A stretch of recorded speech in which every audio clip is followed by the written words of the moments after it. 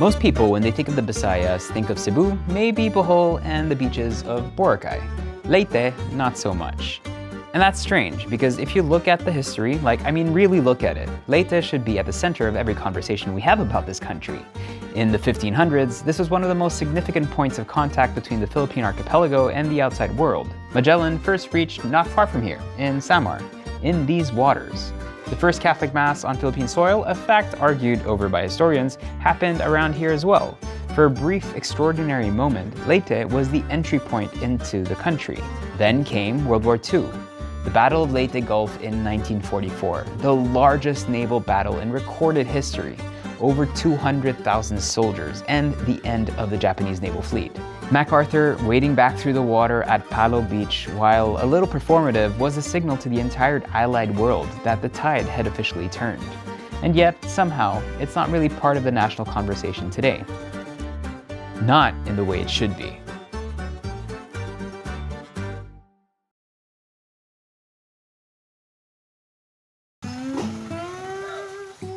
Before I get into what I ate, and I ate a lot, I needed to understand what food culture I was actually walking into. Leyte sits at a crossroads. To the west, the broader Visayan world, Cebu, Iloilo, centuries of trade and cultural exchange.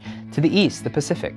And running through all of it, the Waray people, one of the largest ethno-linguistic groups in the country, centered right here in the eastern Visayas. There are clear Visayan threads, the use of coconut milk, the love of fermented and preserved ingredients, but the Waray imprint is distinct, a directness to the flavor, a reliance on vegetables and foraged ingredients that speaks to a people who built their identity on the land and the sea rather than the trade routes. And layered on top of all of that, the trauma of war and colonization, and you end up with a cuisine that is quietly, stubbornly its own thing.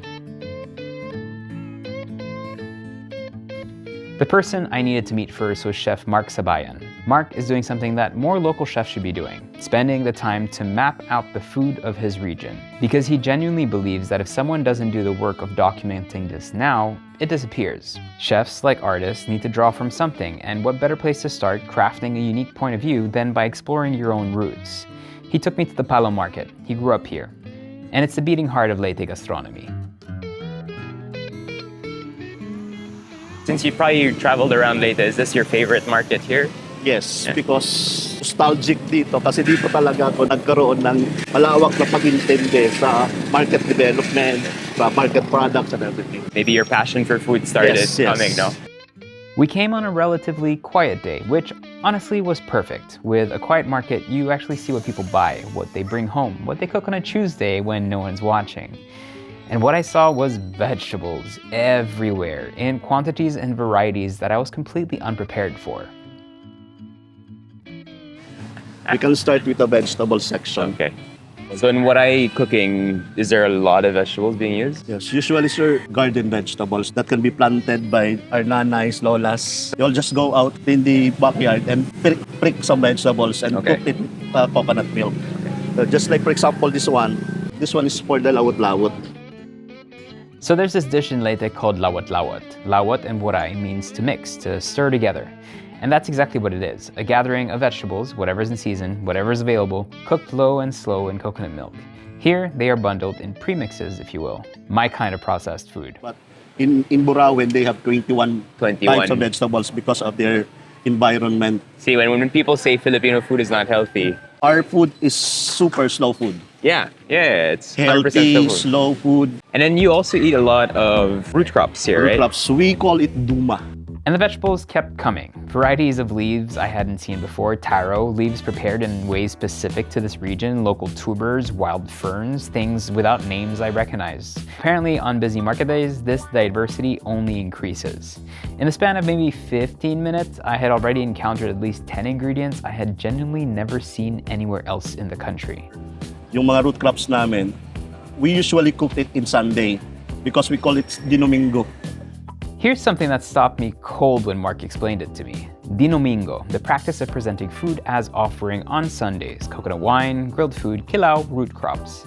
Antonio Pigafetta, Magellan's chronicler, the Italian who documented the 1521 expedition, wrote about exactly this. The locals presented the Spanish with kilao, with grilled food, with coconut wine, with tubers, as welcome, as offering.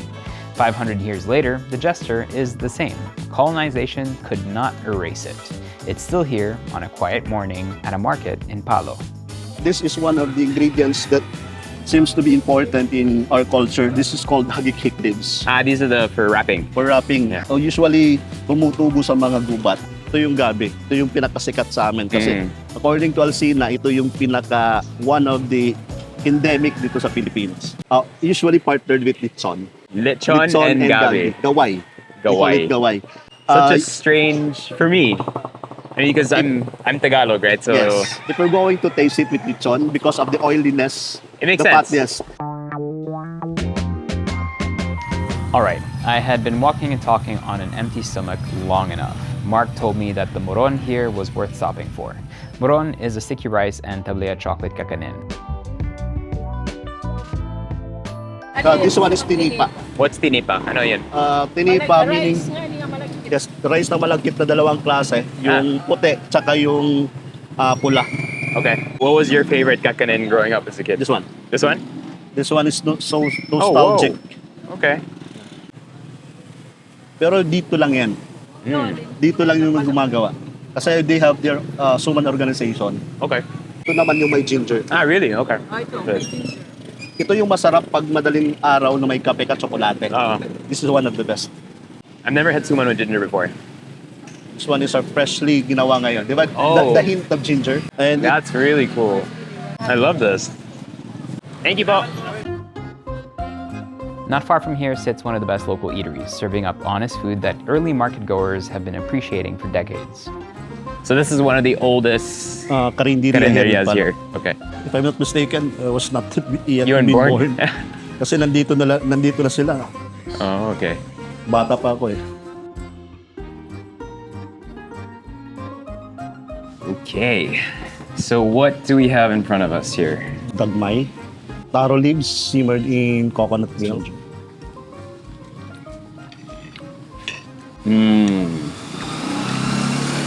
That's yummy. Yeah.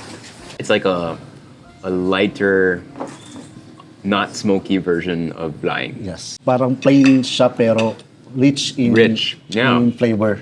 We have here langka. Hinatukan na langka. This we call here. Hinatukan. Yes. So when you say hinatukan, it means? Meaning cooked in coconut milk. Yung coconut milk is hatop.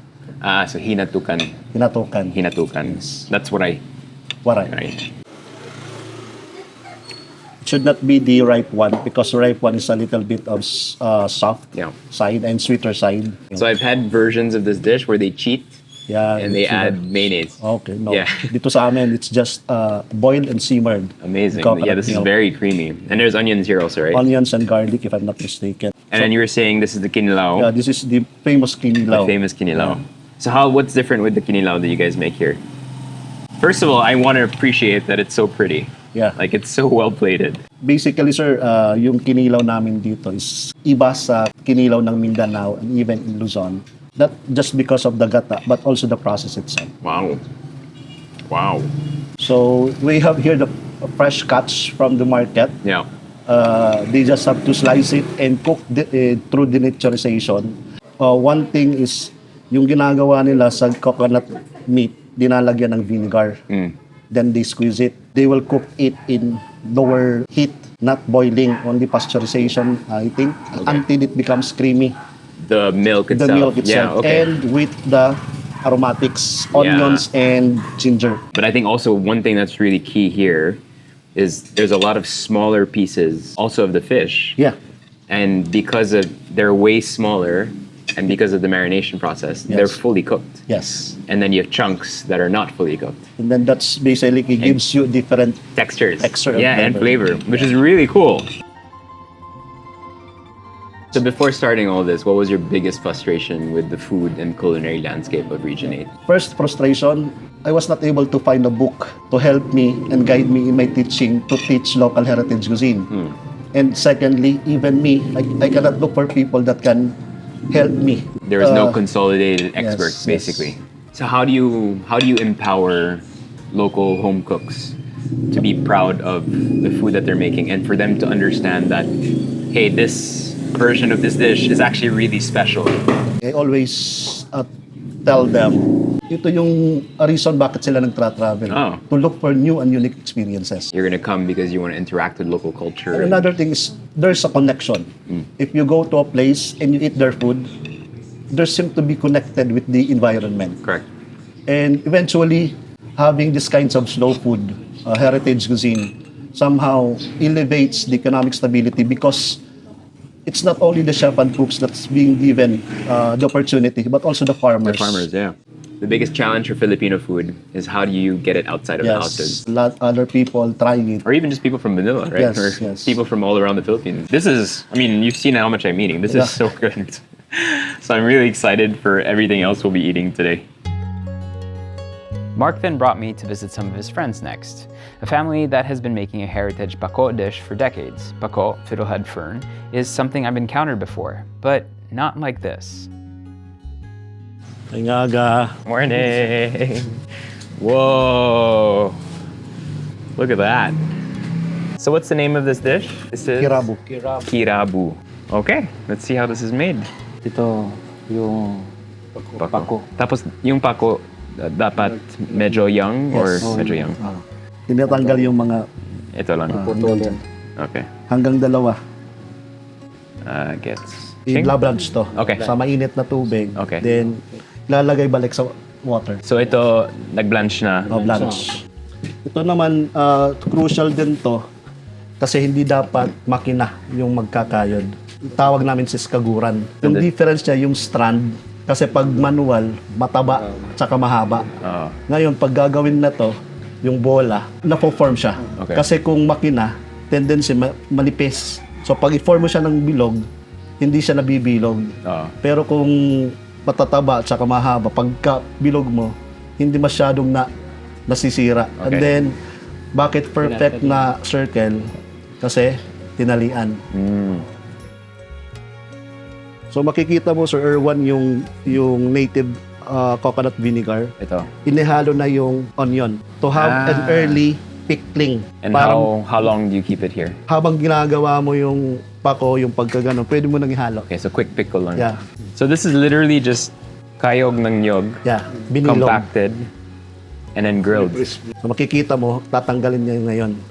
Whoa. Oh, okay, I get it. That's cool. I needed to say that again. A smoked ball of freshly hand-grated coconut tied in yarn. I've eaten across this country for years. I have never seen this technique anywhere else. Yung critical part dito is dapat hindi ka gagamit ng synthetic vinegar. Of course. Always native, local vinegar lang. Pako salad is one of my favorite things in the world, so yes.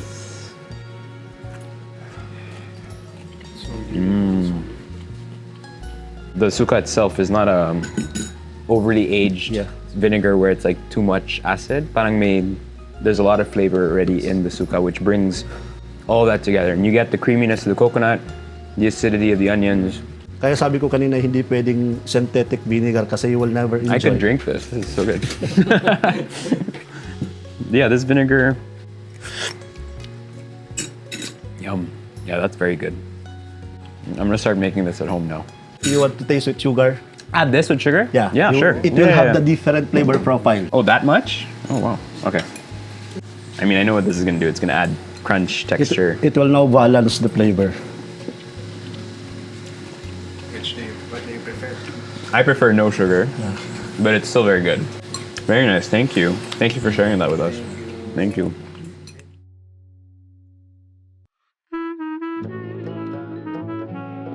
I'll be honest, this next stop might be my favorite kind of discovery. Espazio Arts, Food, and History is a long name, but it is genuinely all those three things together.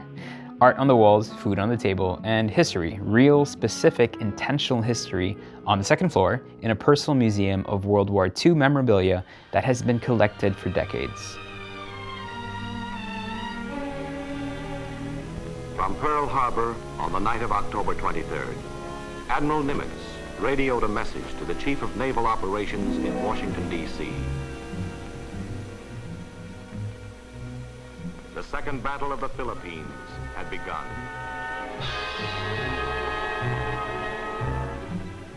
Former Vice Mayor Sambo, during the pandemic, set up a barter system where people could actually come trade goods, and he was surprised with some of his finds.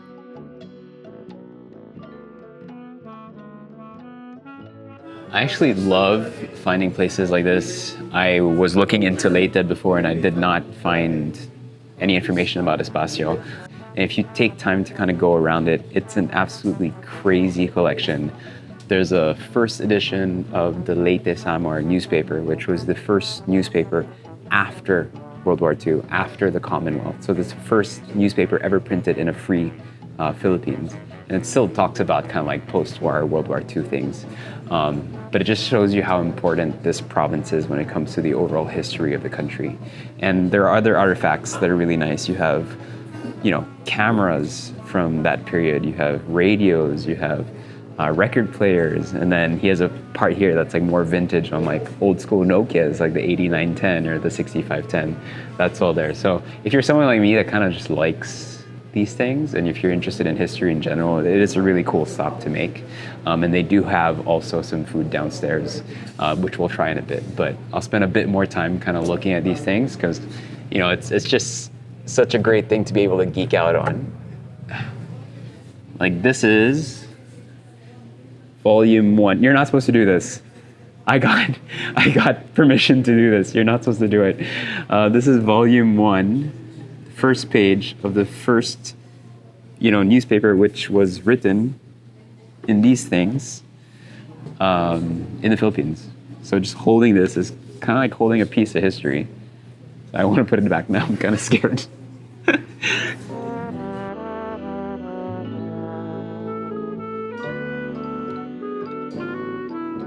Very cool. Yeah. I actually never heard of this. Treasury emergency currency. So there was...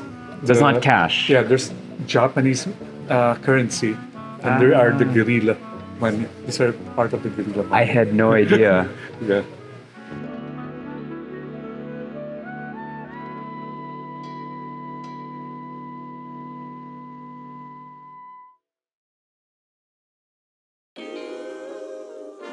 Here, I also met up with Joycie Alegre. She spent her career documenting the cultural heritage of Eastern Visayas, the food, the language, the traditions, the things that don't make it into the national curriculum. And she does it with a precision that comes from someone who genuinely believes that if she doesn't get it right, no one will. We talked about food as historical record, about how what people ate and how they ate it, and what they called things preserves cultural information that political histories can erase. And then we talked about the thing I most wanted to ask her. Philippine history, the version most of us learn, is heavily centralized. It's a story of the Tagalog-speaking class, of heroes who moved through Manila, and Europe, of national movements centered on the colonial capital. The provinces are backdrop, context, footnotes, if you will. So what does it take for a province to reclaim its place in the national story, and can food be part of that reclamation? You see, Samar has more than 90% of Waray. Waray, yeah, correct. Leyte has only about 70 to 75. And of these Samar Waray languages, there are now three officially. There is Estehanon, and there is West Tehanon, and North Tehanon. Okay. In my research, out of the three, the most elaborated in terms of lexicon, vocabulary, many terminologies, it's Eastern Samar. Maybe to situate people forget that, if you look at where Leyte and Samar sit, that exposure to the Pacific Ocean really invites the trading, the migration, the foreign population. Oh, that's a very nice insight. And that's why you've had kind of these touch points with the Spanish, with indigenous people. Yes, and the Chinese, and because we have correct. already Chinese artifacts here. Yeah, correct. So napakalakas ng kultura na nandito.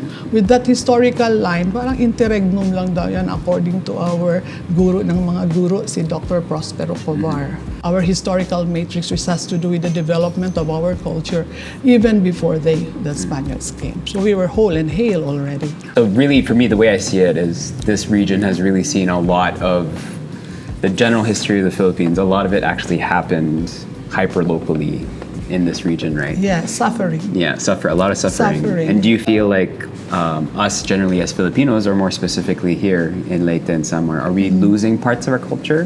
Threatened probably yeah. because of the encroachment of technology that has no cultural sensitivity, global exposure through social media, and we have not asserted and we have not strengthened nor have we projected enough of our cultural identity. That's the weakness of Filipinos right now. Not only in Leyte Samar, but Everywhere. all over our indigenous culture. Is food a great way to kind of reclaim that Of heritage? course, yeah. Food defines us. Food because it is very much available and it is our sustenance. So our kind of food defines us. So that is where we can look at because it's very accessible. And most of our indigenous food, our local food, if not 100%, well, most, no? We can name 100% local here in Samar, Leyte. So how would you define kind of like Waray flavors? The first person who defined it for academic discourse and journalistic writing was Edilberto and Alegre, Dr. Alegre, who was my husband. So he wrote that in one of his articles. He interviewed Sara Belicano, who is one of the caterers here. And she talked about the use of herbs in Waray dishes. For example, vegetables, utan. The Waray would enhance the vegetable dish with coconut milk, no hatok, and then add an herb. And the significant, or rather very outstanding herb that we use here is the sangig, sweet basil. You have Waray, which is in this range of mildness, and it is unified by the coconut milk, and then you have as an accent aroma of the sangig. But it's very, very sophisticated. It's difficult. Yeah, balance is difficult, definitely. It's difficult to produce it. You're a cook, you cook, Yeah, that's right? the most, I mean, I can make you salty food, I can make you sweet, I can make you bitter, I can make you sour. But once you ask me to try to find cohesion with all those flavors, Cohesion, it's tough. yes, cohesion. Cloud Tayag defines symphony of flavors, and it will depend on the regional taste what will stand out. In this case, nothing stands out. But which is amazing, which I think in itself is a flavor profile. Like when I had the flavor profile, I had the Waray. kinilaw today, Yes, and it was just that. I put it in my mouth, and I was like, "Why is this so savory?" Like there was no other words that would come to mind because I know kinilaw as either sweet or sour, and this was just savory. And I was like, "Wow, this almost feels like ulam," and it was because of the coconut cream. The and coconut how they add it. yeah, and then the freshness. You have the sweetish. There is always sweetish. Correct. Okay, sweetish is matamisay.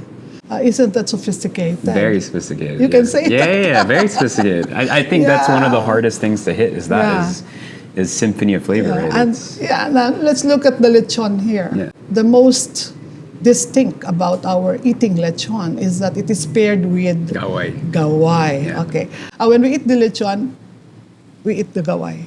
So it will make it, the mildness is controlled. And Right. even the timpla of the lechon, it's not very salty. Yeah. Now, how about sweets? The binagol and the moron. Okay. You know the ingredients of Yes. moron. Yeah. You have the white part, which is the pilit na busag. The white is the bland portion. So we have the sweet and the bitterness of chocolate. Put them together. To balance. To balance. So you cannot have moron. Meron na daw moron ngayon na puro chocolate. Oh no, it's not going to hold fast. No, not at all. Yeah. So moron is really a combination of the white and the chocolate. Bagol, binagol, that's Talyan.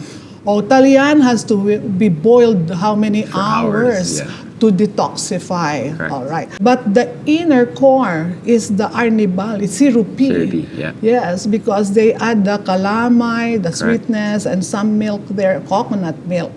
So the way to eat the binagol is to cut through. Yeah. So that you have the bland portion, which is the thicker and the bigger portion, mound, and the syrupy. So you get the perfect bite. Yes. So again, balance. That's balance.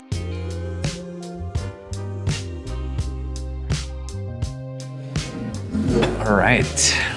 History and knowledge always makes me really hungry.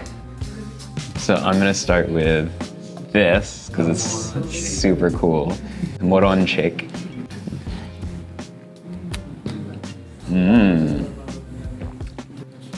So if you're in the area, definitely come check this place out.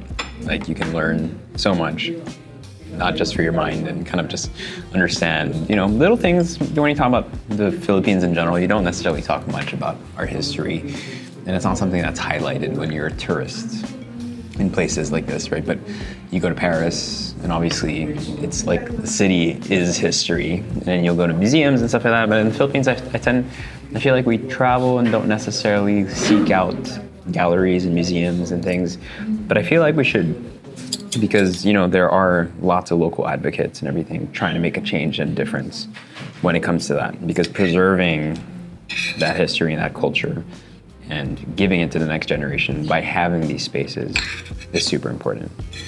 So this is the Dorado. While watching these, you're probably wondering, how does he eat so much? I asked myself that question the whole time also. Lengua. After a few more bites of their lengua, which for the record was excellent, and their paksiw and one very large shake that I did not know that I needed but absolutely wanted, I had to stop myself, because our next stop was one of the most talked about restaurants in Tacloban, and I intended to arrive with a little bit of space left.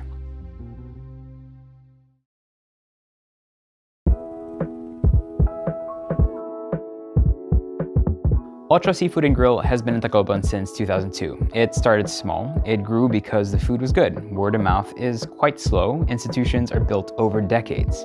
Ochó is the kind of place that exists because it earned its reputation the only way it can, meal by meal, table by table, for over 20 years. The regulars have their orders. The baked scallops are apparently a non-negotiable. The porbita, their version of kangkong and coconut milk, shows up at nearly every table. They even tell you what fish you should order. Every town in the Philippines has that one emblematic restaurant that gets absolutely hammered during lunch and dinner service, and that gets incredibly full.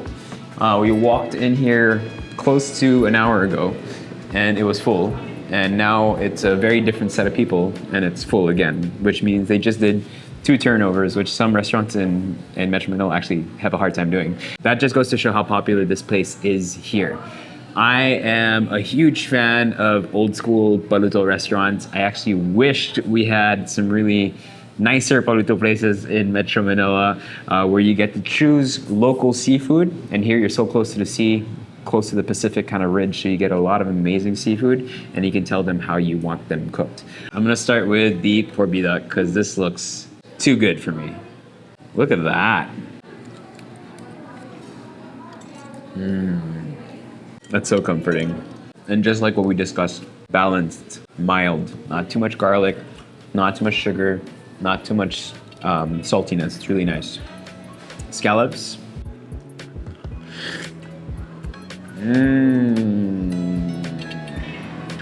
Delicious. This for me, especially when you have good produce, just the simplest way you can cook it is the best way usually. A little palate cleanser.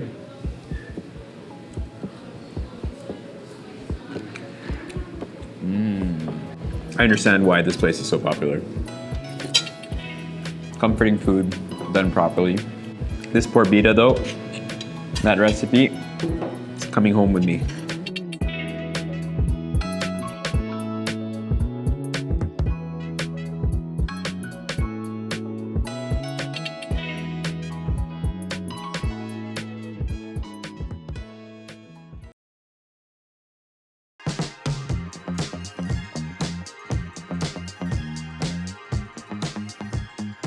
We've reached that point in every episode where I have eaten way too much and I am now stuffed, yet my curiosity fuels me and gives me the momentum to keep moving forward.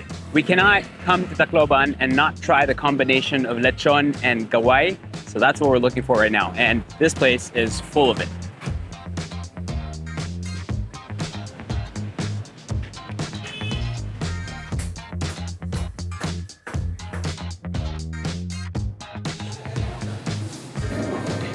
First thing we gotta do is cut this up. Such a strange combination to see done together. So this is gabi, it isn't ube. So the idea here is that coherence, that balance should be expressed by the combination. So that contrast is what's gonna make it feel really balanced. So let's try the lechon first on its own, no sauce, no vinegar, nothing.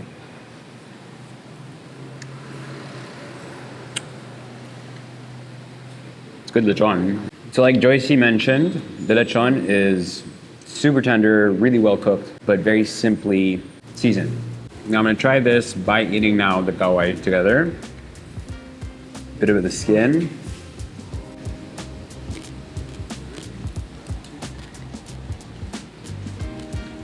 I mean, it's a cool combination. Flavor-wise, if you've ever eaten gabi by itself, it really is a very neutral starch. So to have it here as a side dish or a complement to protein, I think is really cool. Who we are as a people, where we came from, and maybe this is what we were eating in the beginning. This was our original rice, maybe. And this is way more nutritious. This has so much more nutrition. It's like a great complex carb. But just as a culinary combination, it's really cool.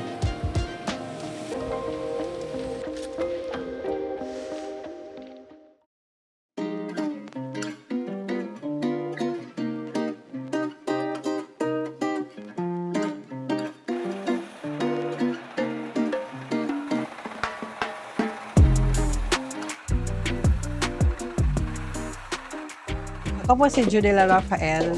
Ito po asawa ko, si Aldrich Rafael. Kami pong gumagawa ng binagol. Noong nag-umpisa yung parents ko, mga almost 50 years. So kami, mga second generation na po kami. Kami nagpatuloy ng business ng parents namin. Ang paggawa po ng binagol is ang Italian. Tapos malagkit, gatas, may itlog, may margarine. Yung margarine, nakahalo na po dito, sir. Ano tawag dyan? Latik. Yung tatay ko, kasi trabahador lang po noon. Natuto siya maggawa dito. Tinuruan po kasi siya ng nanay ko. Kasi yun ng parents namin na dapat hindi baguhin. Kasi nahanap na po talaga yung lasa po ng Dionisio binagol po. Tapos, babalot na po sa dahon ng saging. Ito po nagpaano para sa amin, nagpakatapos ng mga kapatid. Ako lang hindi nakatapos kasi early po ako nag-asawa. Kaya gano'n, hindi ako nakatapos po. Kaya kami nagpatuloy po ng pagbinagol. Happy po kasi ito po nagparo sa mga kapatid ko. Ako, kahit hindi ako nakatapos, yung mga kapatid ko nakatapos, nakatulong naman sila po sa akin. Binibenta po namin yung binagol dito lang po sa amin. Pagkatapos mabuo nito, 6 na oras ang pagluluto ng binagol. Pag hindi ito maluto ng maayos, makati.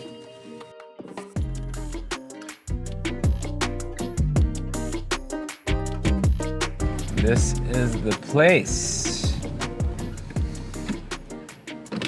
Gotta love roadside eateries and specialties around the Philippines. And here we have Binagol and Moron, two things that are really famous in Leyte. Hi po. Yes, good afternoon. Can I get isang Binagol, please? Thank you. Salamat po. So they didn't have Moron today, but we've had Moron before. Binagol I haven't had in a long, long time. What makes this one of the most special kakanins in the whole country is because they use Italian, which is very different. Usually you'll have kind of rice cakes, and then they have all the sweetness in the middle. And so not much flavor on the Italian itself, but then when you get it with the sweetness, you kind of create this perfect layer and this perfect bite.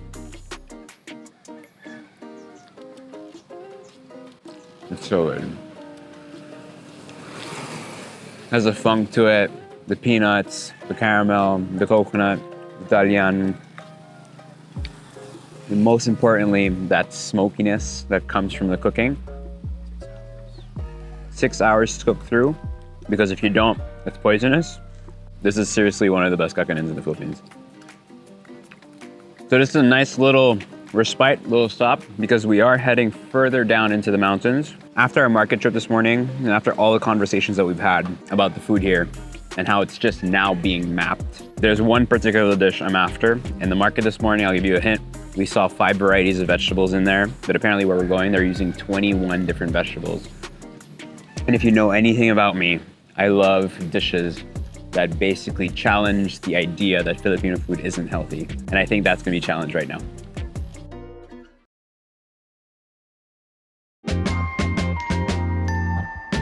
Joycie mentioned an area where their lawat-lawat had 21 ingredients, which to me was enough to send us driving south.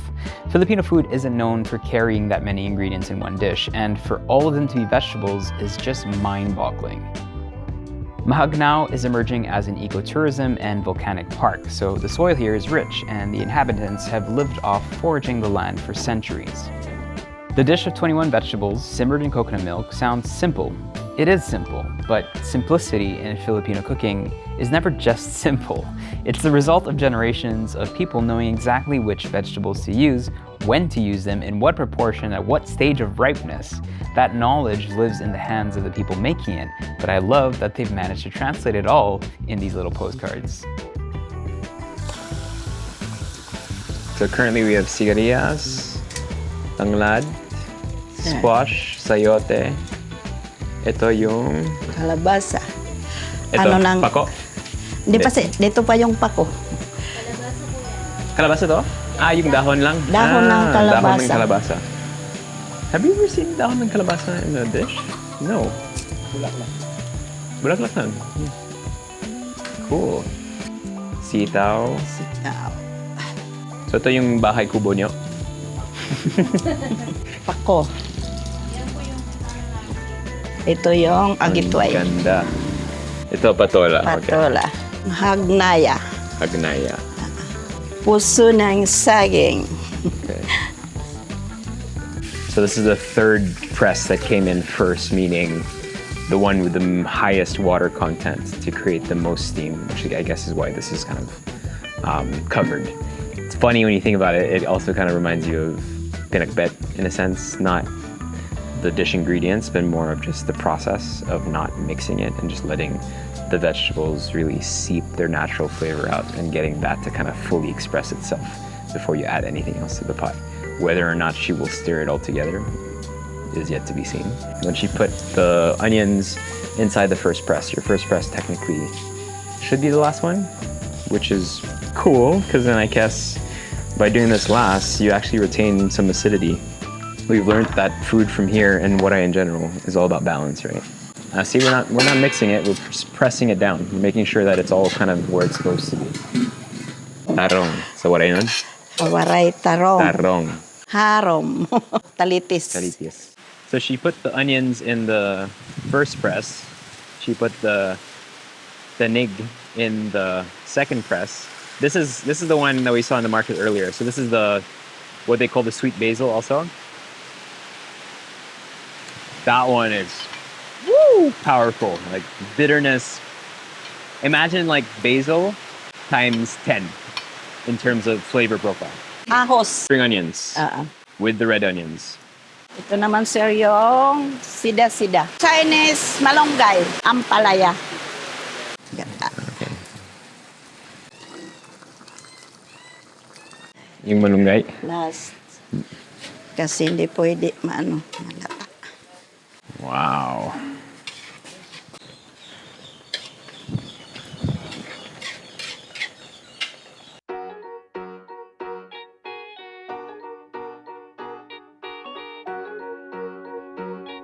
All right, let's try to get a little bit of everything. This looks incredible, and this will be my dinner for tonight.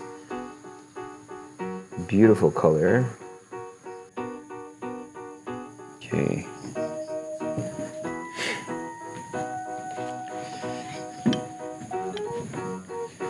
Let's give this a go. I always get so excited when we have food that has just so much variety of vegetables, because it is a rarity, and a lot of people when they come to the Philippines, they do tend to say we're very brown and oily food, but that's why it's really important to kind of feature these kinds of dishes. The more people feature and the more people realize that they're actually special, they might actually start serving them in their restaurants and their carinderias and stuff like that.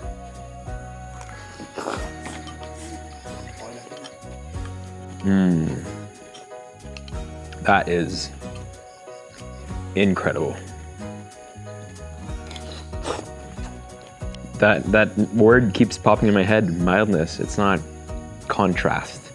It's not flavors fighting each other. It's flavors all melding together properly. Wow. And every vegetable here is cooked perfectly. I don't know if it's a setting, but this could be one of the best things I've ever eaten in the country. This is incredible. It's everything I love in food. It's fresh, it's hyper-local, it's healthy, it's nutritious. Now, can I taste each of the 21 ingredients in here? No. Can I tell them apart? Probably not, because they all come together. So what does this kind of food kind of show you? It shows you that it's food that was made to be copious in moments where you might not have enough. You can make a lot of food with things that grow in your backyard. Us in the big cities, you don't necessarily see in kind of supermarkets and stuff, but you can still make food that's very abundant with what you have, right? So that's probably why it's 21 ingredients. That's probably why somewhere else you'll find 28 ingredients. It's really utilizing everything that you have to make a plate of food that feels like it's a lot. You don't need meat to feel like a king.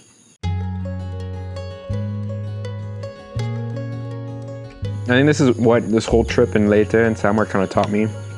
You know, these provinces don't get much love when it comes to food in general. The Eastern Visayas is rarely talked about. You know, we talk a lot about Western Visayas now. We talk a lot about Cebu and all those places, but Eastern Visayas doesn't get as much love. And that's because it hasn't really been documented properly, but now you have the advocates that are here doing the work on the ground, talking to cooks, putting things eventually in cookbooks and on websites online. And that's how that flywheel starts. But it requires everyone to pitch in into the belief that this food is special. So now if you travel here, yes, you might not be able to get the same food that we're getting, but eventually you will. But what I think the silver lining is the effort is 100% worth where you're gonna be and what you're gonna be able to taste.